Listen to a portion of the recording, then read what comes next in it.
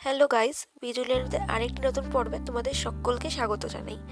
কেমন আছো তোমরা সকলে? আশা করি নিশ্চয়ই সকলে খুব ভালো আছো।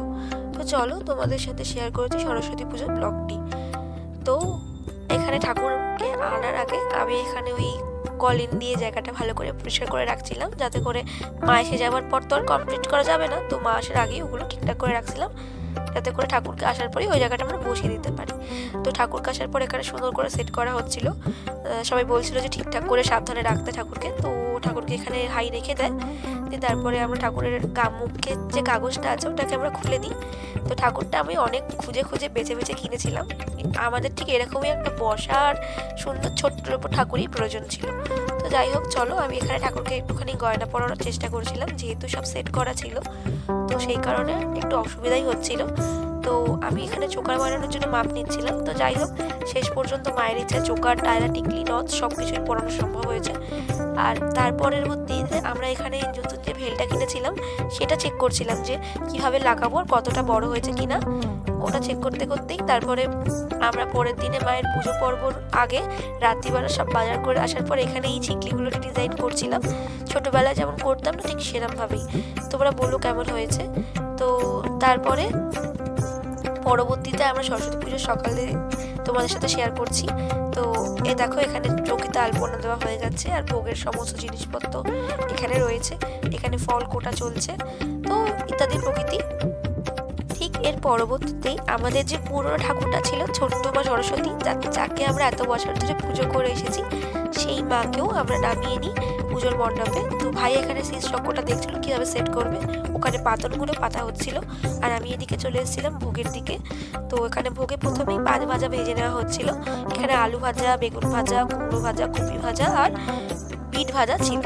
তো চলো এই ভাজাভুজি এবং সব রান্নাগুলো কমপ্লিট করছিলাম, এবং ভোগ রাতে রাতে মাঝে মাঝে এসে মাকে কীভাবে বসানো হচ্ছে এগুলোও নোটিস করছিলাম। তো মাকে আমরা চৌকির ওপরে বসিয়ে দিই, এবং চৌকির ওপরে বসিয়ে দেওয়ার পর মাথায় ভেল আর স্টিচ চক্কর দিয়ে একদম মায়ের ফাইনাল লুকটা কমপ্লিট হয়। তোমরা দেখে বলো তো মাকে কেমন লাগছে। যাই হোক, চলো তো এবার একদম পূজা পর্যায়ে চলে যাচ্ছি। তো এখানে দেখো সব কিছু জোগাড়জাতি হয়ে গেছে, এখানে মায়ের পুজো চলছে। তো দেখো মায়ের হাতে এই হলুদ ফুলটা আমি স্পেশালি কালকে নিয়ে এসেছিলাম মায়ের হাতে দেওয়ার জন্য। মাকে কি সুন্দর লাগছে, মায়ের হাতে দেওয়া হয়েছে আর মা নিয়েও নিয়েছে। তো এখানে মায়ের আরতি হচ্ছে। তো সব পুজো কমপ্লিট হয়ে যাওয়ার পর আমি যে ভোগটা রেঁধেছিলাম সেটাও মাকে নিবেদন করে দেওয়া হয়েছিল। চলো এখানে আমরা একটু মায়ের পুজো দেখি নিই।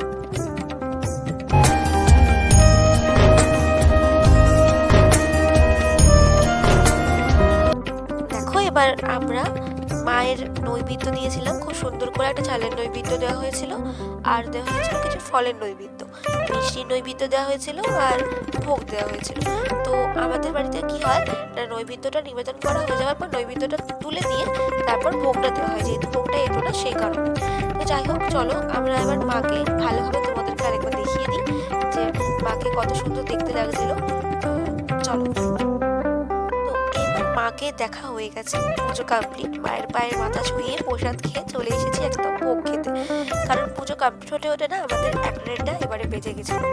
তো তারপর আমরা পুজো শেষে একদম মায়ের ভোগ খেয়ে নিই। আমার তো যা অবস্থা ভোগ রান্না করার পর আর কোথাও বেরোতেও ইচ্ছা করছিল না। তো আমরা এখানে মায়ের প্রসাদটা ভালোভাবে ভক্তি করে খেয়ে তারপরে একটুখানি বিশ্রামই নিচ্ছিলাম, আর দুপুরবেলা গানের লড়াই খেলছিলাম। তো যাই হোক, তারপর বিকেলবেলা দেখো সন্ধ্যা আরতির সময় ধরে দেওয়া হয়েছিল, কি সুন্দর দেখতে লাগছিল মাকে। তো এখানে মায়ের সন্ধ্যা আরতি চলছে। তো চলো তোমরা সন্ধ্যা আরতির দৃশ্যটা দেখে নাও, তারপর আরো কিছু তোমাদের নতুন জিনিস দেখাবো।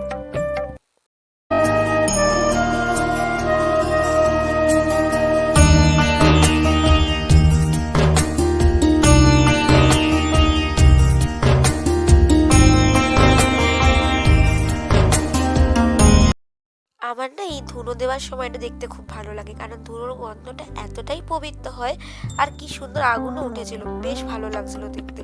যাই হোক, মায়ের এখানে আরতি চলছে। তো আমিও আমার মায়ের আরতির সময় একটাই দায়িত্ব থাকে, সেটা হচ্ছে ওই বাজনদারের দায়িত্ব, কাঁসর ঘন্টা বাজানো। তো সেটাই আমি করছিলাম, আর এইখানে আমাকে ভিডিওগুলো তুলে দিয়েছিল ভাই।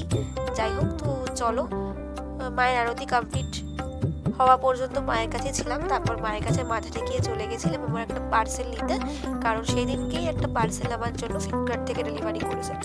তো যাই হোক, এখানে পার্সেলটা নিয়ে দেখছিলাম, পার্সেলটা খুলবো আজকে খুলবো কি খুলবো না এরকম ভাবছিলাম, তো তারপর খুলেই ফেললাম। তারপর মায়ের যে বাকি আরতিটুকু চলছিল সেই আরতিটুকু দেখতে চলে আসি। তো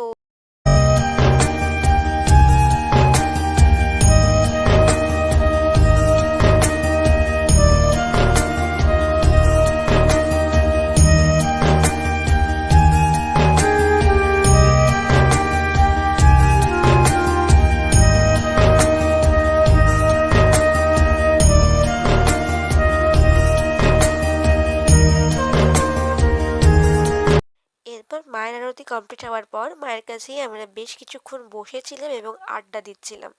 ঠিক তারপরেই আমরা রেডি হয়ে বেরোই, মানে ওই আর কি, মায়ের ষষ্ঠী ছিল পরের দিন, তো ষষ্ঠীর বাজারের উদ্দেশ্যে। তো ভাই বললো যে চ, কেননা ষষ্ঠীর দিনের বাজারে যখন বেরোচ্ছি সরস্বতী পুজোর দিন রাতে, চ আজকে আমরা একটু সরস্বতী ঠাকুরও দেখে আসি। তো আমাদের এখানে না সামনাসামনি খুব ভালো ভালো সরস্বতী পুজো হয়, একটা জায়গায় তো খুব সুন্দর থিমও করেছিল। যাই হোক চলো বেরিয়ে পড়েছি। এখানে তো ষষ্ঠীর জন্য মা কাঁচা বাজার নিচ্ছিল, ওই যেগুলো লাগে আর কি, শীষ পালং টালং ওগুলো নিচ্ছিল। তো ওগুলো কমপ্লিট হয়ে যাওয়ার পর আমরা আস্তে আস্তে চলে গেছিলাম মা সরস্বতীর ঠাকুরের দর্শনের জন্য মণ্ডপে মণ্ডপে। তো দেখো এখানেও একটা ঠাকুর তোমাদের সাথে দেখাচ্ছি, শেয়ার করছি। তো এই একটা ঠাকুর দেখেছি, এটা আর একটা ঠাকুর, এই ঠাকুরটাও দেখতে গেছিলাম আমরা। তো তারপরে গিয়েছিলাম আর একটা ঠাকুর, একটা আর্টের ঠাকুর, দেখো কত সুন্দর, মায়ের হাতে খাগের কলম, তো আর বিনাটা সুন্দর করে রাখা আর্টের ঠাকুরটা। আর এইখানে ঠাকুরটার পাশে না একটা খুব সুন্দর সরস্বতী ঠাকুর ছিল ছোট্ট করে। এই ঠাকুরটাকে কেননা আমার বাড়ির ঠাকুরের মতো সুন্দর খুব দেখতে লাগছিল আমার। তো যাই হোক ওই জন্য এই মাকেও খুব সুন্দর করে নিয়েছিলাম। এরপরেও আমরা আরও অনেকগুলো ঠাকুর দেখেছিলাম, সেগুলো তোমাদের সাথে আর শেয়ার করতে পারলাম না কারণ আমার ফোনে স্টোরেজ কম থাকায়। যাই হোক বাড়ি চলে এসেছি। আসার পর এখানে দেখো ভ্যালেন্টাইন্স ডে বলে কথা, আজকে তো শুধু সরস্বতী পুজো নয়, এখানে আমি অনেকগুলো চকলেট এবং একটা রোজও পেয়ে গেছিলাম, কিন্তু এটা আমাকে আমার মা দিয়েছিল। তো চলো আজকের দিনটা এভাবেই কাটালাম, রাত্রে বাড়ি এসে লুচি খেয়ে ঘুমিয়ে পড়েছিলাম। তো চলো তোমাদের সাথে দেখা হবে পরবর্তী আরও একটি নতুন পর্বে। আজকের জন্য টাটা, সবাই ভালো থেকো। ঠিক